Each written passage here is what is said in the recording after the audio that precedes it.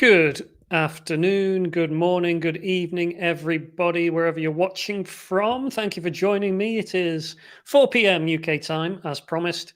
This is a t-shirt design review session. I'm Michael Essek. Thank you for being here. I can see we've got quite a lot of people in attendance today, which is wonderful. I'm going to just pick out a few at random. We got Jenny from Australia. First one here was someone called Ideas who just said hi. Jenny from Joanna from Australia. Did I get your name wrong? Supply from Florida. We've got Darina from Prague. We got Ola from Canada. No, you're saying Ola. Your name is Insane Mo. And Beth from Winnipeg, and Elizabeth from Germany, and Oren from Jamaica, and loads of people here. This is wonderful. I'm not going to be able to read everyone's names out because there's just too many of you, but it's wonderful to have so many of you joining me live today. And we have a jam-packed session here. Who have we got here? Rick is here from Tallahassee, Bibi from the Philippines, Santosh from London, FA from Pakistan, wonderful, and Gallant from Indonesia. Good, cool. Okay, so listen, I know, Gary's here as well from Liverpool for his sins. Welcome along, Gary. I don't want to waste any time today because we've got so much to get through. So I want to make sure we give as much time as possible to our content. Let me share my screen here with you. This is a t-shirt design review session.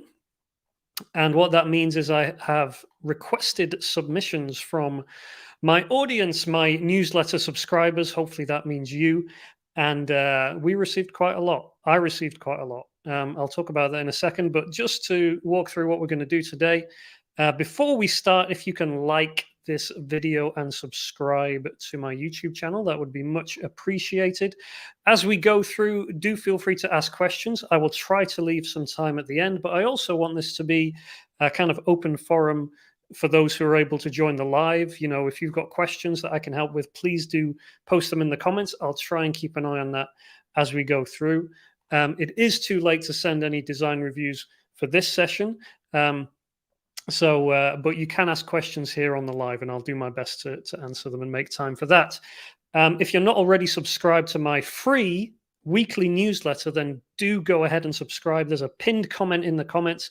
michaelessek.com/newsletter is where you want to sign up. Completely free, and when you sign up, you get a couple of free ebooks, access to some other free goodies. So go and avail yourself of that, and you'll get weekly updates from me and advice and tips to help you sell more of your work. We have a hard limit today of 1 hour. At 5 o'clock, I need to leave this office, put my bike helmet on, ride my bike home, and then drop my daughter off at her dance class. So I have to leave at 5. So we're going to have a hard limit of 1 hour today. Sometimes we go over a bit, but not today. We're going to have a hard limit. Okay. A little bit about me, if you don't know who I am. My name is Michael Essek. I live just outside Manchester in the UK, and I've been selling t-shirts, or really I've been creating designs for t-shirts and selling them on Redbubble and Merch by Amazon and TeePublic, T-Fury, Threadless. Had designs licensed in Hot Topic and Spencer's and supermarkets here in the UK, and I've been doing this for almost 10 years. Not full time, but I went full time maybe 7 or 8 years ago. This has been my business. I've been growing a business that's profitable, successful, 6 figures a year and more, and all from my designs and from my ideas. And I want to help artists like you to do the same and to find your particular niche, to find what you're good at, and to help you make money from your art so you can make a living doing something that you enjoy. Who this is for, if you're an artist, designer, illustrator, print-on-demand seller, then I think this is for you. You'll get something out of this, hopefully, today. When I talk about designs, what I'm talking about is designs to be printed on products. So I'm not a fine artist. I'm not a photographer. Can't really help much in those spaces. But if we're talking about something that's going to go between here and here on a torso, maybe on a mug or on a poster, then I can certainly help with that. So we're talking about commercial art, which my definition would be something that's going to be printed on a product that someone's going to buy. So That's the focus. If you're a store or a brand owner, so you have a Shopify store, you have your own Instagram, you have maybe a WooCommerce store or an Etsy store or something like that. Again, I'm talking to you. Hopefully, you'll get some good advice here from this session. I can see we've got lots more people joining. We've got Noman from Pakistan, Margarita from Cyprus, Bo is here from Ohio, Irene from Kenya. Wonderful. Thank you for joining me today.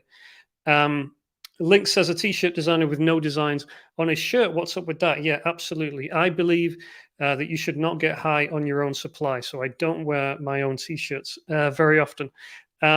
Okay, I've got bad news, I'm afraid, today. This is the bad news. Prepare yourself, sit down. The bad news is that I received over 145 submission emails to my request for designs that went out on, I think I sent the first email out on Wednesday, sent another one yesterday, but we've had 145 submissions. Why is that bad news? Well, even if maybe someone can do the maths really quickly, but even if I was able to give, just 30 seconds to each of those, my maths is not very good, but we basically don't have time to cover anything like that amount of designs in one session. So yeah, that's the bad news. I gave up. I started going through, the list of submissions as I like to do. I'd like to try and look at every email that comes in to have a look at everyone's store, to have a look at designs and to see if there's something I can help with. But with that many, I think I got about a third of the way through and just thought, this is ridiculous. I can't do any more. So, Mark's done the math for us. 72 minutes at 30 seconds each. Yeah. So that's impossible, isn't it? So I gave up. But what I did is it's basically a first come, first served system. So the first people to reply to my email that I sent out to my newsletter list and say, send me your designs. If you were the first, you kind of have priority. But from that, I then worked through and said, who can I help in this list, and picked out a few. So yeah, basically 90% of people who submitted a design for review today are not going to have their designs looked at. Sorry about that. If you do want to increase your chances next time for the next design review session I do, make sure you're subscribed to my email and watch your inbox like a hawk for my emails coming in, because if you're the first one to reply, you've got a much higher chance of getting that seen and then of getting featured in a future session. So that's the bad news. Okay, so if that, just want to prepare everyone. If you submitted a design, chances are I'm not going to be able to get to you today. We have about 10 or something that I've picked out from various different kind of markets that I think I can help with. The good news, we do have good news. Do the bad news first. Now we got the good news. The good news is that I've sampled the waters pretty well. I've looked at least like a third of submissions that came in, and I have some general advice that I'm going to share first. So hopefully you'll be able to kind of identify yourself in this bit of advice. And that might just help you, even if I can't look at your design specifically. We'll kind of cover some general ground. You can always book a private one-to-one. I'll tell you how you can do that at the end. Especially I know some people who submit stuff, they don't just submit a link or a design. They actually write me, multiple paragraphs about their story and what they're trying to do. Unfortunately, I'm not able to respond to those. There's just obviously too many for me to handle. But if you have done all that work and you do think that, you'd benefit from a one-to-one session, I do offer those. They are paid, but, I think it's very good value, especially if you feel like my advice can help you in a session like this. You kind of get a taste for it. And obviously one-on-one, we can do a lot more than we can cover in a session like this. And we can really get down to where we can help one another. So, okay, I did a kind of rough estimation. Hopefully you can see this pretty well on your screen. This is just a quick graph I did. I looked at all the submissions that came in and I tried to categorize them and say, what's this store?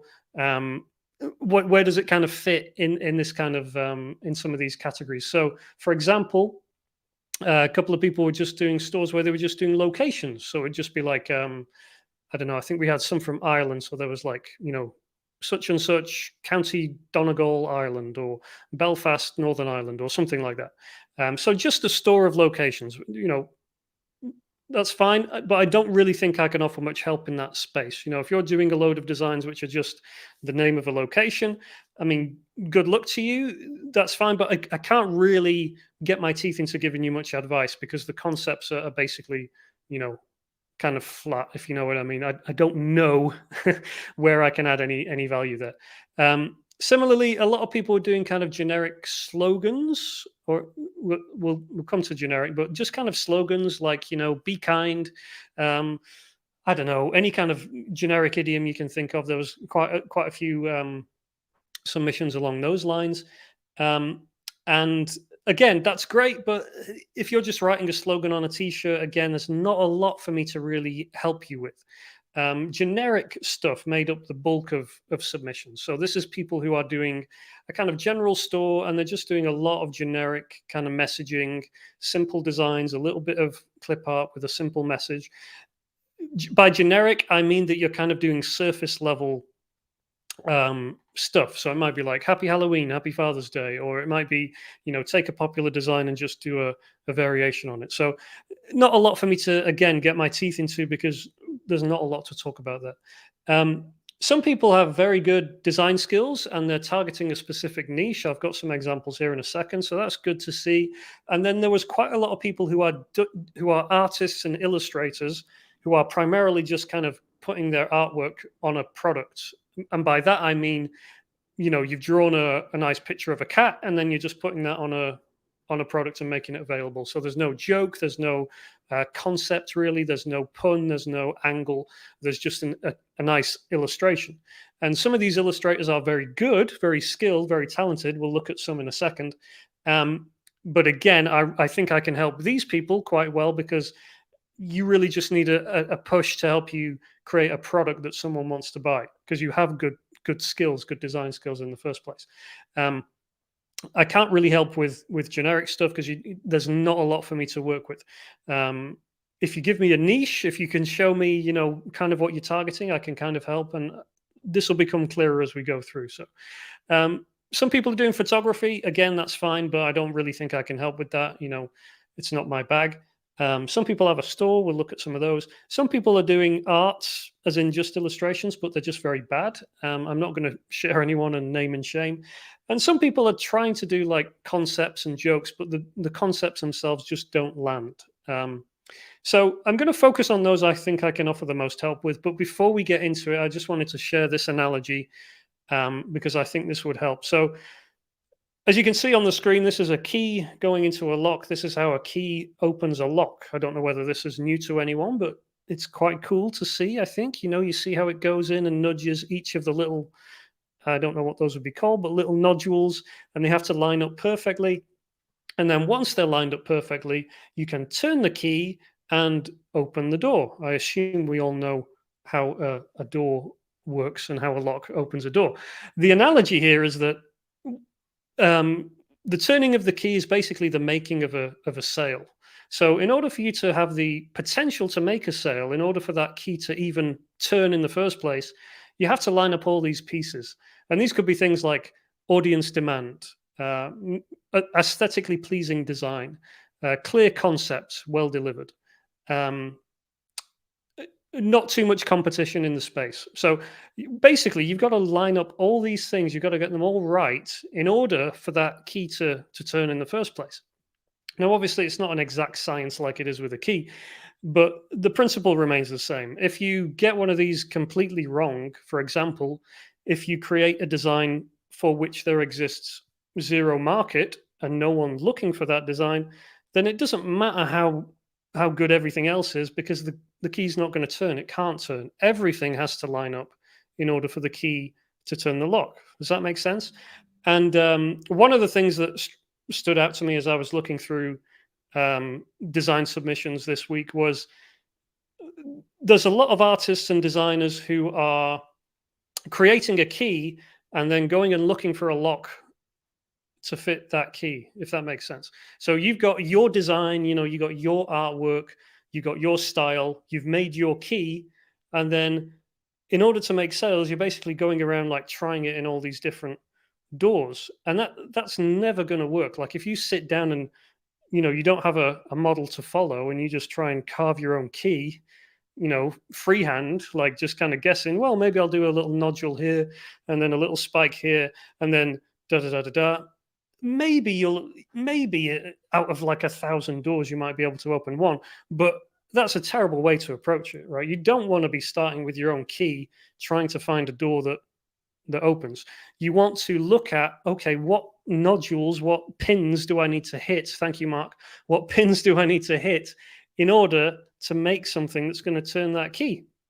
So some people are doing that. They're making their own keys. And then like some people, and again, I'm not going to like name names or anything, but people who are doing super generic stuff in super competitive spaces, people who are doing just art that doesn't look very nice, really poor concepts, that kind of stuff. You don't even really have a key. You're trying to open a door with like a potato or something like that.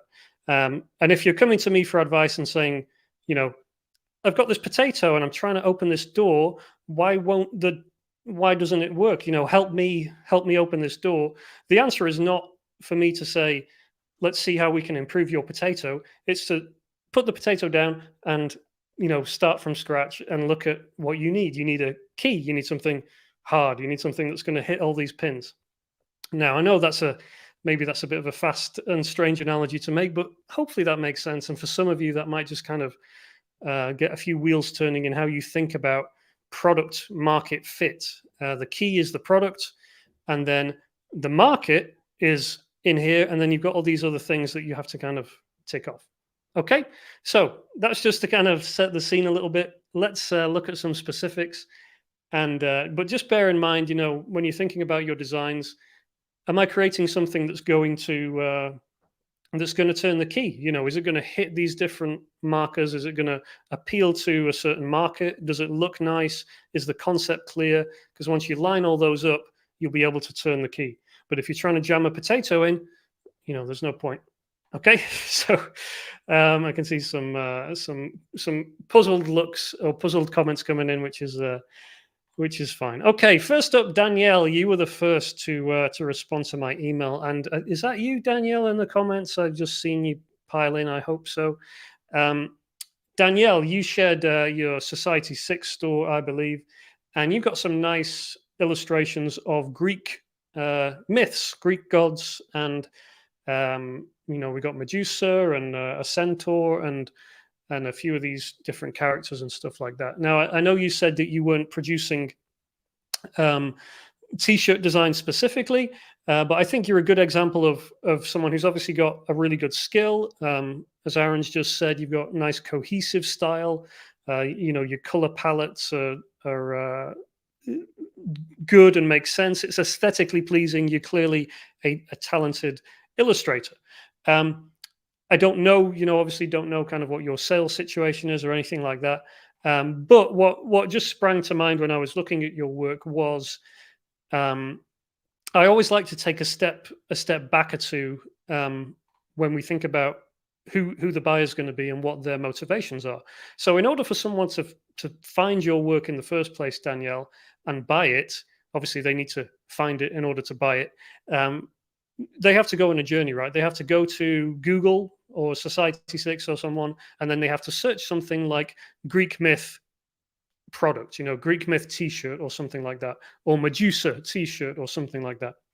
And if you think about the people who are doing that, these are people who are interested in, passionate about, or buying a gift for someone who is into Greek mythology. Let's just keep it as generic and simple as that, okay? So they're into Greek mythology.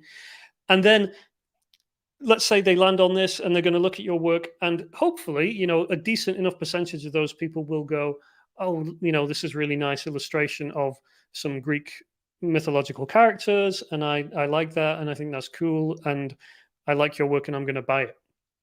And that's great. But the only angle you have here with these designs is the aesthetic angle, really, right? So they either like your design style, they like your artistic style, or they don't, because you don't really have any other hook that can grab them. We don't have a joke, we don't have a pun, we don't have a line of text, we don't have a message, we don't have a phrase. We don't have anything, there's no parody, there's nothing like that. And my thought, what I would suggest you consider at least is, how can you create something that's going to grab those people who are searching, and maybe grab them in a stronger way than these designs might. And that's not to say these are bad. I think there's people who respond to them, but I do think that if you create different concepts, for example, one of the things that just sprung to mind was, and we'll cover this in a few other examples, but when you've got an illustration like this, I always think it's just crying out for, some text. Or you could just do a series of designs where you take the illustrations and you just match them with a funny quote. It doesn't even have to be funny, but some kind of text, and phrase that gets across some kind of message. For example, with Medusa, the thing that just sprang into my mind was, a phrase like, "What are you looking at?" Something like that, right? Because that's kind of got a good connection with Medusa. What are you looking at? And a picture of Medusa. Okay, it's really simple. It's kind of a play on words or a kind of joke, but it's not, too challenging. People can understand it. And when you add that little element of humor, you're just giving a whole new angle. So then it's not just people who like your style, it's people who get the joke, who can also identify with what you're creating. So that would be my that's just the thing that popped into my head, Danielle. You could do that under a separate account. You could start, a whole new brand where you're kind of doing more of a humorous kind of take on things. You can reuse the same artwork, and you can just kind of riff off those kind of ideas. So I would always, that's often my starting point, is who's going to buy this, who's the market, and then often it's what else would appeal to them, because they might like this aesthetic style, but they might also, some of those people won't, and some of those people would really respond well to a joke about Hercules, or a joke about a centaur, or a play on words, or something like that. So yeah, I'll leave that one with you, Danielle. Hope that helps. And I can see you in the comments, and that's great. I'm glad that helped you. Okay, next up, Jessica. I don't know if Jessica's here live, but excuse me, Jessica, you sent your Redbubble store.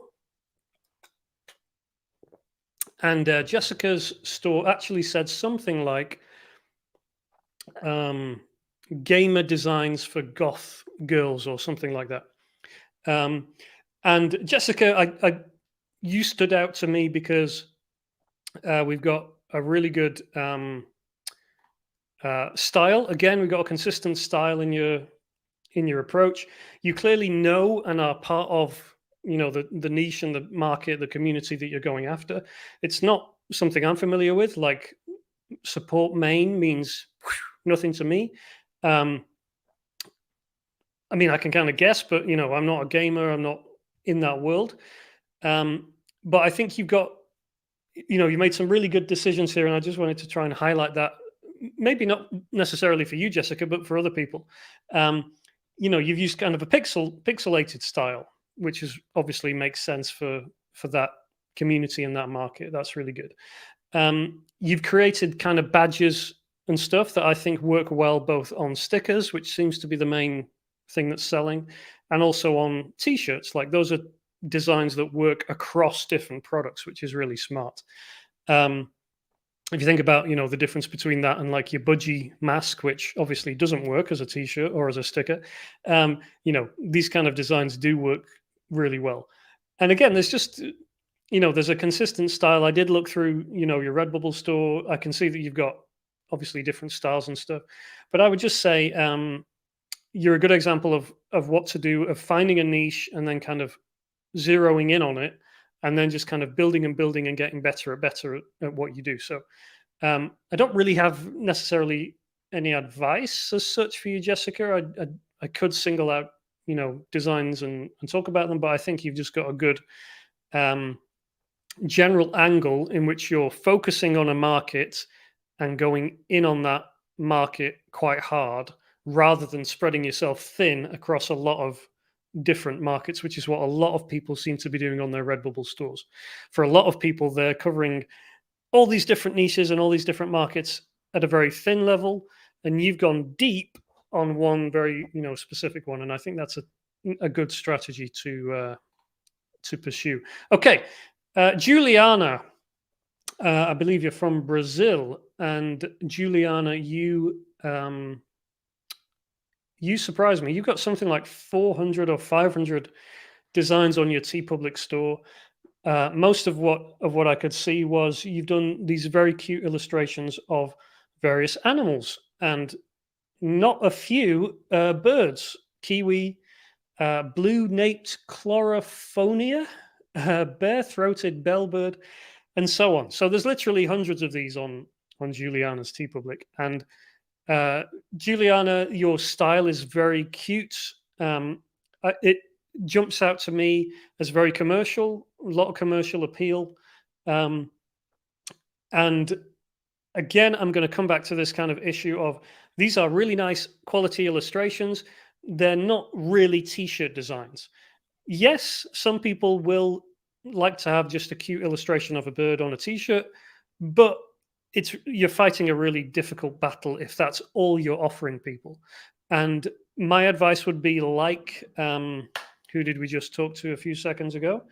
Daniela, would be to think about, oh, did we miss one there? We did. We'll have to go back in a second. Juliana, would be to think about how you can take these illustrations and make them into t-shirt designs. In other words, how do you make them scream, I'm a t-shirt design? And usually that's going to be involving some kind of text and some kind of, message or pun. And that might seem quite daunting because you might be like, well, how do I come up with a pun for all these designs and stuff? That's kind of one of my specialties. But I really like, I just really like your style. And I saw you had a tawny owl, I think, that I saw, or some other things. You can come up with puns. I just did like a quick search. I'm going to give you a couple of these for free, but like this is my software called Ideally, which helps me come up with ideas really quickly. I just put in like tawny for like tawny owl and owl. And what this is going to do is go and look and try and generate some original puns for those specific words. And of course, you could do this for like all the birds in your portfolio, for kiwi, for tanager, for blue throat, whatever it might be. So here we got things like owl the best, owl good, Tony Hawk's Pro Skater was pretty funny. I'm just going to narrow it down by Tony because there were some really good ones here. Miso Tawny. I thought that's gold. That's really good. And I make tawny moves, things like that. So again, these are the kind of puns I would be going and trying to create. So like original puns, you can kind of Google if you want, but if you do have access to Ideally, that's a really good way to come up with a load of original puns like that really quickly, and then you can apply them to almost any of your illustrations. And what you might want to do as well is try and get a list of I assume you've got some kind of list of your designs, some kind of list of your creations. You might want to try and find out which of those gets like the most searches every month. You could run that through something like Google's keyword tool, and then you could prioritize the ones that are the most popular. So, what birds get the most popular searches, the most searches a month, and then go and like try and come up with some puns and jokes around those, and just keep working down that list. So I imagine there's not that many searches for like blue-naped chlorophonia bird t-shirts, but there's probably quite a lot for kiwi bird t-shirt, or for tawny owl t-shirt, or tawny owl jokes, or something like that. So that would be my recommendation for you, Juliana. But again, very commercial style that I think would work well, and I just think matching it with a joke or a pun or an angle like that would be really good. James has a question here. I don't get how people rip off logos and known titles like Tony Hawk. It's a big topic, but but yeah, basically, if you're doing a parody that's clearly a parody that's not trying to impersonate or infringe on the trademark of someone else, then there's definitely some ways you can do original parody stuff in that space. What you don't want to do, of course, is just make a Tony Hawk logo T-shirt.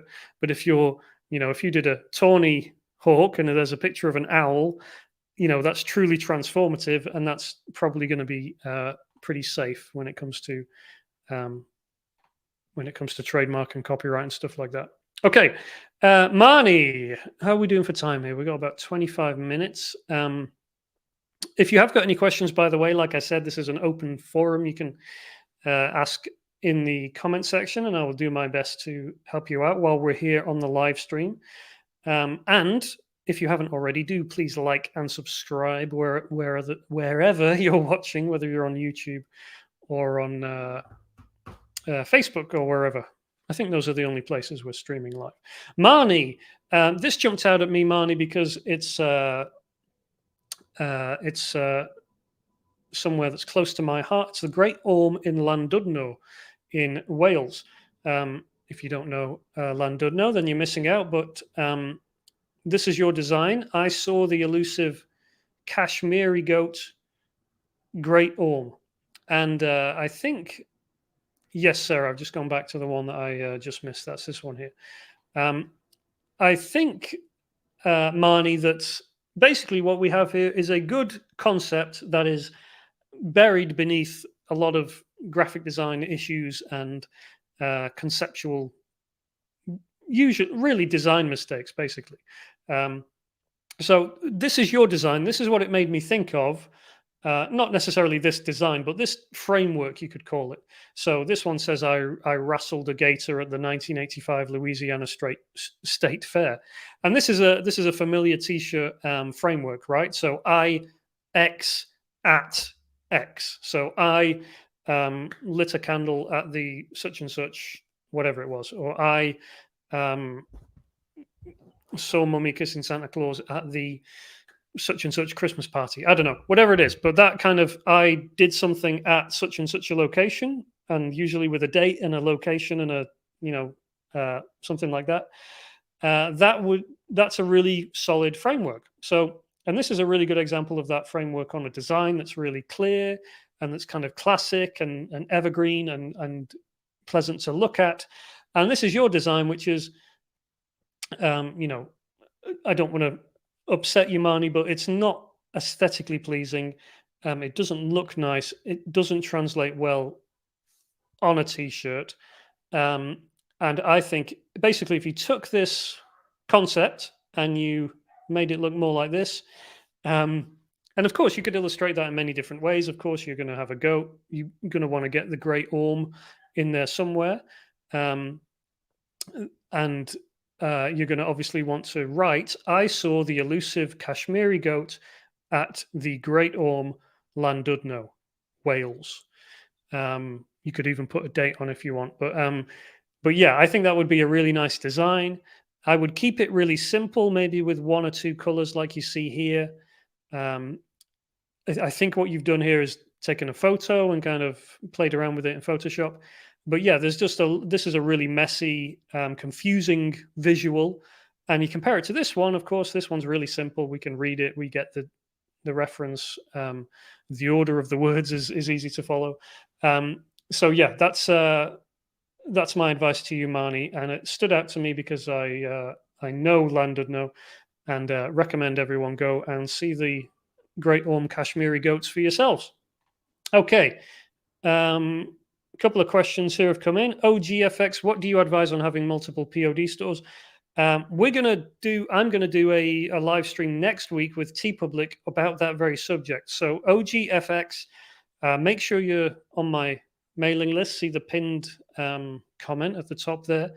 And we're going to cover that next Wednesday. Is it? Yeah, next Wednesday with TeePublic. So join me for that then. You do have to be registered for that. Joe Fantana, where can we find Ideally? Ideally.app is where you can find it. You can read all about it there, and you can sign up um, to help you get ideas.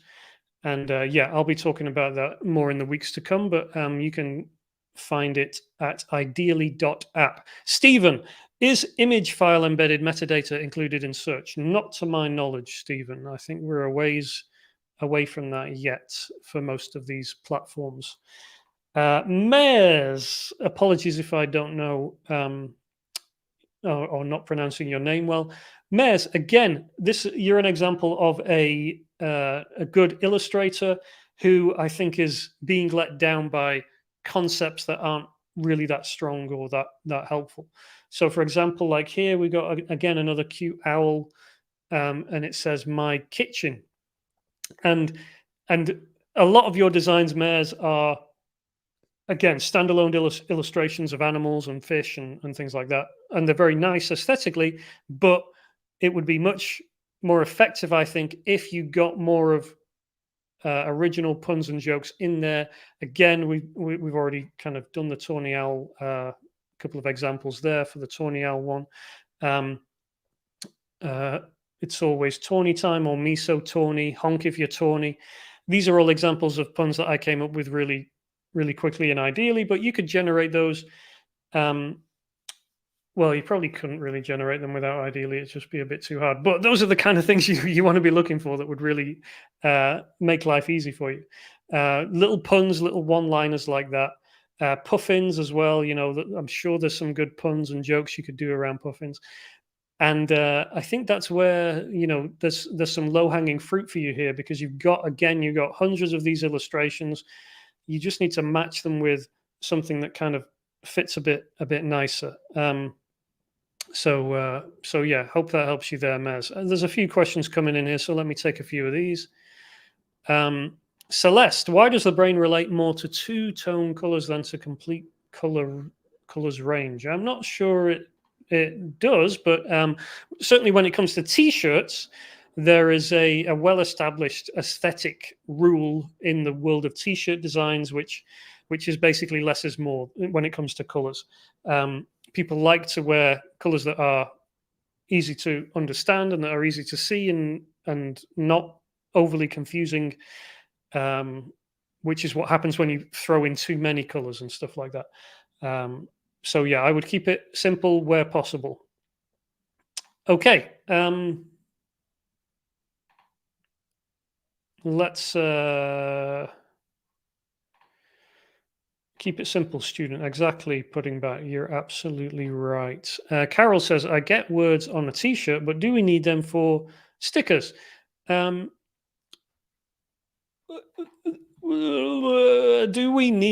you need words on a on something? If you look on Redbubble and look at the stickers, I think you'll find that. Okay, so this is, this is just me. I just literally gone to Redbubble, clicked on stickers.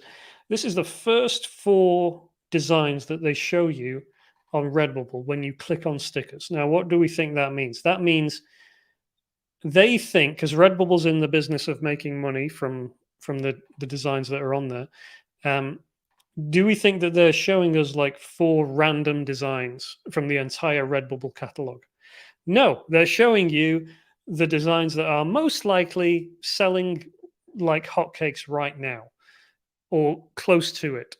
So we've got 3 stickers out of 4 that all are essentially just a written joke. Hold on, I see a dog. Cried but did the thing anyway. Life is short and so am I. And then we've got a load of planets. So what that tells me is, if your goal is to sell lots of stickers on Redbubble and you're not doing one-liner joke designs, I mean, are these designs? This is just text, right?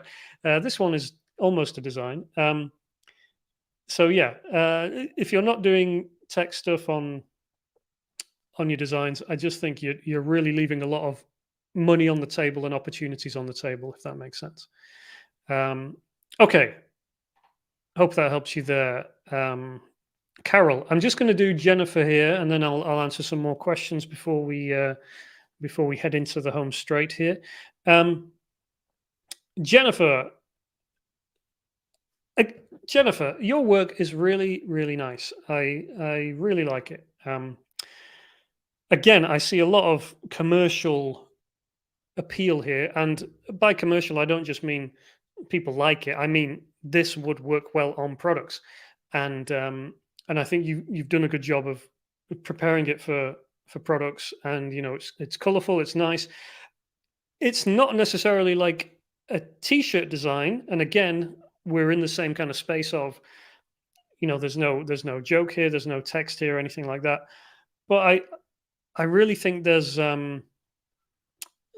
opportunity here. What your style says to me, Jennifer, and this is kind of different from some of the other stuff I've seen, is um, there's kind of a weirdness and a zaniness to some of the characters you draw that I almost feel like you could match them with almost any kind of uh, phrase or quote, and it would somehow kind of work in a weird way. Does that make sense? Like, you wouldn't necessarily need like a corgi pun to sell this design. You could almost match this corgi with something else a bit more subliminal or nebulous or strange or weird or trendy or whatever it might be. For example, we just saw that one on Redbubble. Life is short and so am I. Like, if you put that on this corgi, I don't know. I think that would be really good. And I think, Jennifer, as well, that you have quite a few followers on Instagram as well. So I think this is not like, I don't have a clear answer for you, Jennifer, but I really think that there's an opportunity for you to hone, to take some of your work to make it really product based, because I think what you're doing right now is primarily paintings. And I think what you could do is take some of those and almost create a kind of mini brand or series of designs that matches them with some kind of text, with a quote or a saying or something strange or something like that. And I really think you could have a little kind of mini brand of really great apparel or mugs and posters and that kind of thing. And I really think it would be a hit. I think there's real commercial appeal and a kind of currentness with your designs, Jennifer. So sorry we don't have more time to kind of dive into that, but I think there's a lot of opportunity there in your work. I can see it. I can see from your Instagram that you're doing a lot of actual live shows and what's the word I'm looking for? Painting gallery shows and things like that. But yeah, I think there's definitely potential there from your work. Okay, let me take some questions here, because I feel like we are drawing to. We might have time to do another one or two, but I know we've got a lot of questions that just came in, and I want to try and see if I can help with any of those.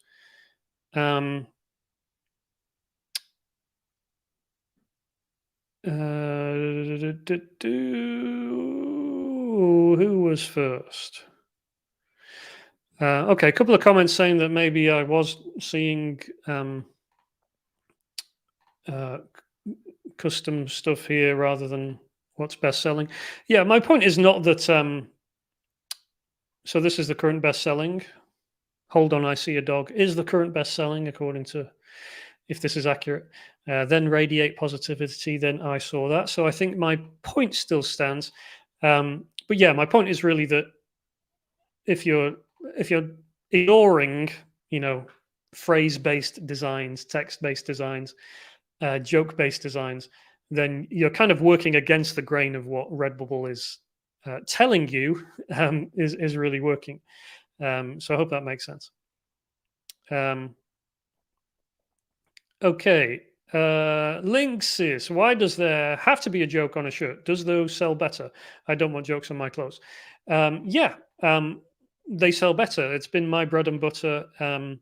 It really sells designs a lot quicker. And I mean, don't get me wrong, I don't wear jokes on my shirts very often. Most of my clothes are blank t-shirts or band t-shirts or something like that.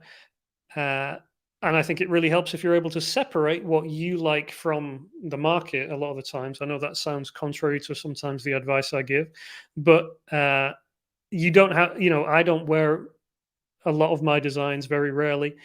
I'm able to separate what I like from understanding what a market is going to respond well to. And oftentimes the market responds most strongly to humor. It's one of the emotions that you can trigger that, there's not that many emotions that you can trigger when it comes to trying to sell people on your art. It is very hard to sell a design solely based on aesthetics. I'm not saying that doesn't happen, but it's a small, if you go and look at the bestsellers on Redbubble, on Amazon, on TeePublic any day of the week, it's going to be 60, 70% joke, humor based stuff. So I'm not saying you can't do something different. By all means, have at it. But if you want to kind of go with the flow, get in the river of where, you're going to kind of have the biggest advantage and be carried along. Otherwise, you're kind of swimming upstream a little bit when it comes to the designs you create.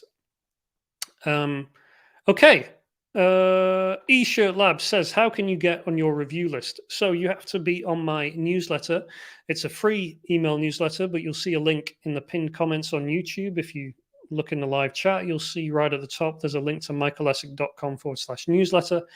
And if you sign up there, I send out an email before I'm going to do one of these sessions a few days before. If you're the first one or you're one of the first ones, you have a much higher chance of getting featured on a future review. But this time around, we had 140 something submissions, and I just am nowhere near able to cover all that. RPJ said, would you recommend having separate POD stores for your different personal styles? I think it's worth considering. Yeah, I don't necessarily think that you have to, especially when it comes to the organic platforms. So for Amazon, like Merch by Amazon, Amazon Merch, Redbubble, TeePublic, most of your sales there are going to be driven by people searching on Google or searching on that platform. And so it doesn't really matter that you separate them into different, brands. But certainly if you have a particular brand that you're kind of a bit more committed to, that you think could grow into something bigger, that could one day be its own mini brand or have its own store, then I think it does make sense to try and split things out like that.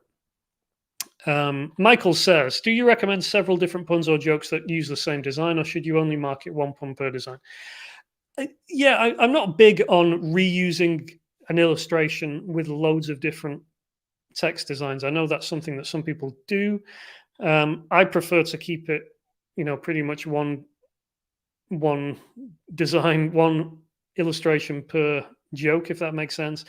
Just because I'm usually tailoring a concept to that phrase, and it doesn't necessarily then work to just kind of boilerplate that illustration with loads of different phrases. Don't get me wrong, that's something that some people do. I'm sure it works for a lot of people. Me personally, I would prefer to kind of be more tailored about what I'm creating. So yes, you can try it. Personally, I find I get a bigger bang for my buck when I'm more intentional about each and every design and thinking about, kind of tailoring each one.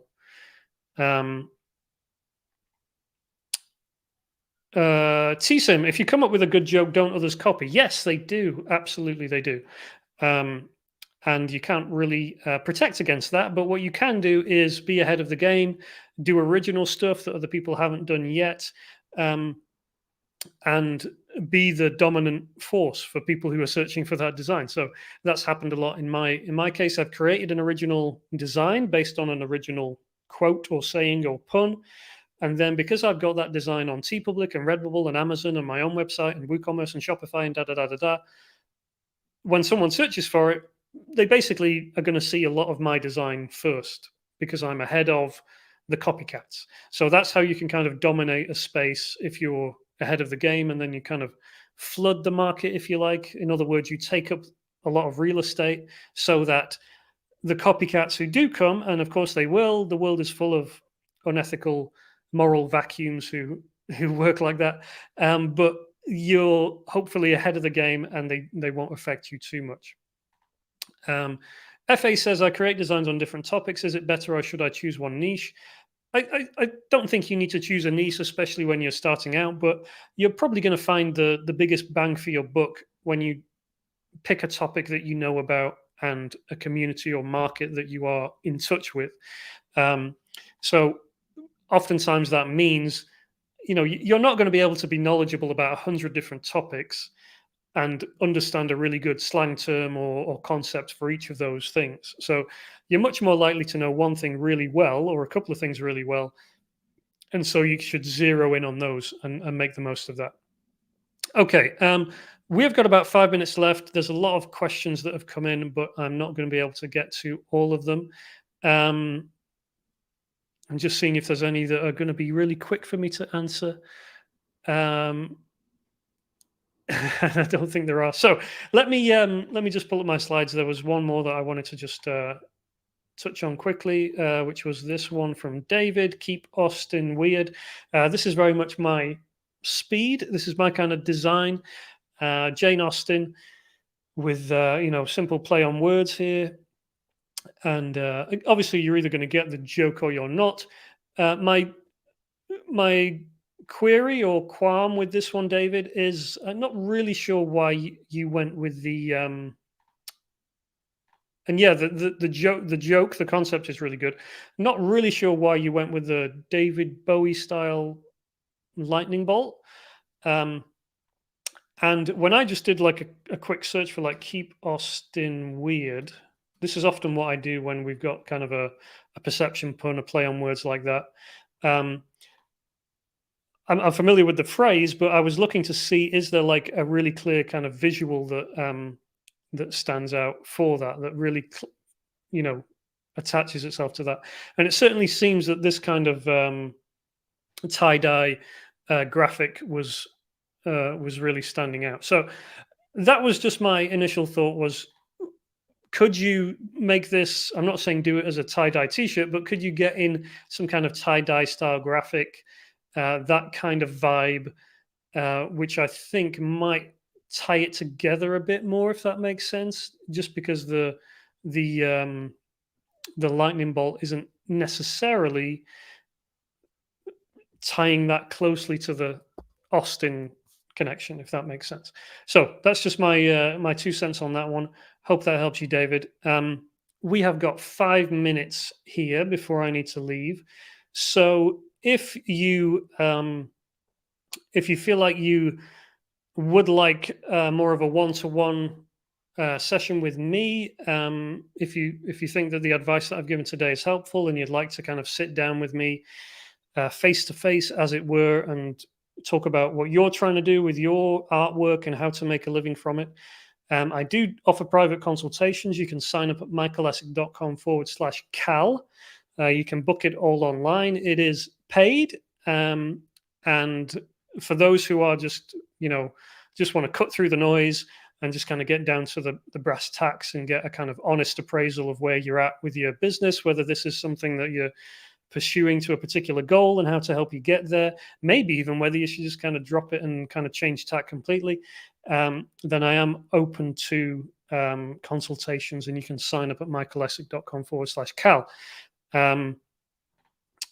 So that's that. And then next week on Wednesday, how to manage multiple POD sites like a pro.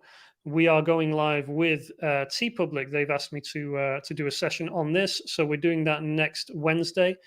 You can sign up at michaelessek.com/TP23, and we will have a lot to get through. Next Wednesday, we'll go live again. If you're not already on my email newsletter, then you can sign up michaelessek.com/live. You'll get my 5 ways to improve your designs ebook and a load of other goodies, which I don't have time to go into now. So make sure you're signed up, because that means you will be able to get your design reviewed, or you're going to increase your chances as long as you keep an eye on your inbox and get and reply to my emails when they come in as soon as they do. Okay. What's going on here? Aaron says, I think Vishal's got a good question. Vishal says, ideally versus ChatGPT, how ideally is better? Wow, I could go on for like an hour just on that topic. But basically, ideally is pulling from proven t-shirt frameworks primarily, and phrases and jokes and idioms and puns, whereas ChatGPT is pulling from a less defined source material. So ChatGPT is fun to play with. I think if you want efficient, really good design ideas that are really going to hit the mark, then ideally is blows it out of the water. Basically, I would say that, but I've made lots of sales from ideas I've come up with ideally, and ChatGPT just doesn't cut the mustard. As impressive as it is as a tool, it's just not good at puns and jokes and original stuff like that. It's